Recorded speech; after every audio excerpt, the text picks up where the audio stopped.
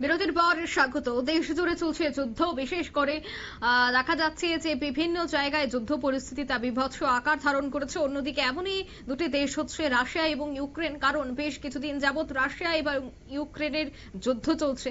তবে এবার কি যুদ্ধের পরিসমাপ্তি ঘটতে চলেছে, এমনই ইঙ্গিত কিন্তু এবার দিয়েছে আমেরিকার প্রেসিডেন্ট ডোনাল্ড ট্রাম্প। বিস্তারিত জানবো, টেলিফোন লাইনে যুক্ত হয়ে গেছে প্রতিনিধি সুমন্ত ব্যানার্জি। সুমন্ত, ঠিকই জানতে পারছো?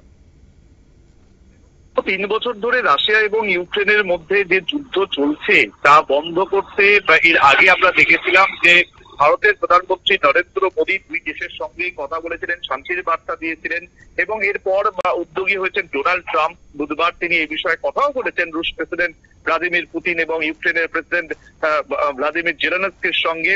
এবং পরে সমাজ মাধ্যমে আমেরিকার প্রেসিডেন্ট জানান যে পুতিন এবং জেলেনস্কি দুই রাষ্ট্রপ্রধানই আলোচনায় রাজি হয়েছেন। তারা প্রথমে ট্রাম্প জানিয়েছেন যে কথা বলেছেন তিনি পুতিনের সঙ্গে এবং আলোচনার বিষয়বস্তু জানিয়ে ট্রাম্প ফোন করেন জেলেনস্কিকে এবং মস্কোর তরফে ট্রাম্প পুতিন কথোপকথনের বিষয়টি স্বীকারও করে নেওয়া হয়েছে। দেখো, তাদের তরফে জানানো হয়েছে যে প্রায় 1.5 ঘন্টা ট্রাম্প এবং পুতিনের মধ্যে কথা হয় এবং পুতিন ট্রাম্পকে রাশিয়ায় যাওয়ার আমন্ত্রণও জানিয়েছেন। ট্রাম্পও পুতিনকে আমেরিকায় যাওয়ার আমন্ত্রণ জানিয়েছেন এবং ট্রাম্পের সঙ্গে আলোচনার যে নির্যাস তা জানিয়ে সমাজ মাধ্যমে পোস্টও করেছেন ইউক্রেনের প্রেসিডেন্ট জেলেনস্কি। তিনি জানিয়েছেন যে শান্তি রক্ষার বিষয় ট্রাম্পের সঙ্গে তার অর্থবহ আলোচনা হয়েছে।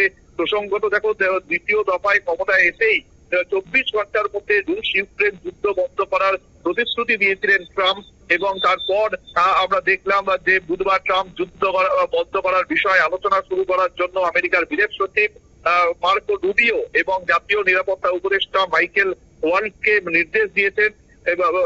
ট্রাম্পের যে পূর্বসূরি জো বাইডেন, তিনি কিন্তু পুতিনের সঙ্গে প্রায় 3 বছর কোনো আলাপ আলোচনা করেননি, বরং রাশিয়ার বিরুদ্ধে যুদ্ধ করার জন্য অর্থ এবং রসদ জুগিয়েছিলেন ইউক্রেনকে।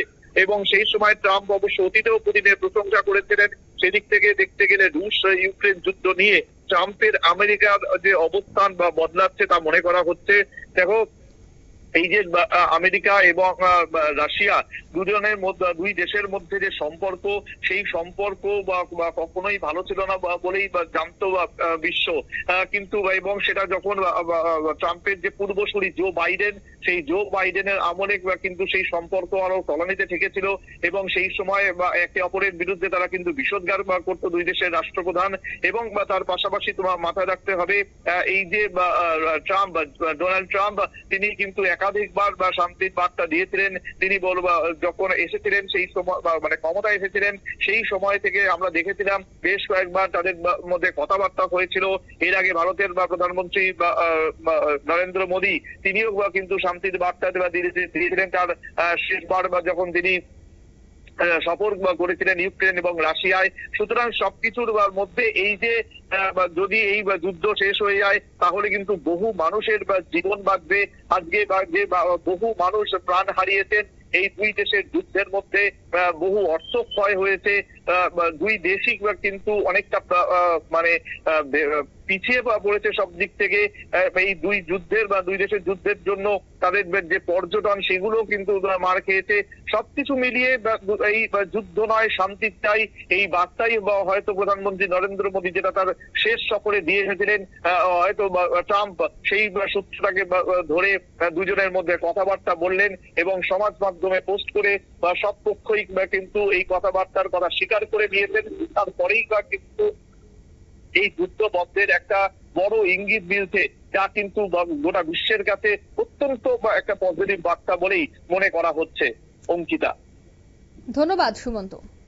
অর্থাৎ আমেরিকা একটা বিশেষ বার্তা উঠে এসেছে আমেরিকা থেকে, কারণ এই যে রাশিয়া এবং ইউক্রেনের যুদ্ধ, সেই রাশিয়া ইউক্রেন যুদ্ধ নিয়ে আগেই ভারত আর অবস্থান স্পষ্ট করেছিল। ভারত বলেছিল যে শান্তিতে ফিরে আসুক। এবার কিন্তু আমেরিকার প্রেসিডেন্টও ঠিক এমনই ইঙ্গিত দিয়েছে। তবে কি এবার সত্যি শান্তি ফিরে আসবে এবং এই যুদ্ধের পরিসমাপ্তি ঘটবে, তা কিন্তু সময় বলবে। নিয়ে নিচ্ছে ছোট্ট একটি বিজ্ঞাপন বিরতি, সঙ্গে থাকুন।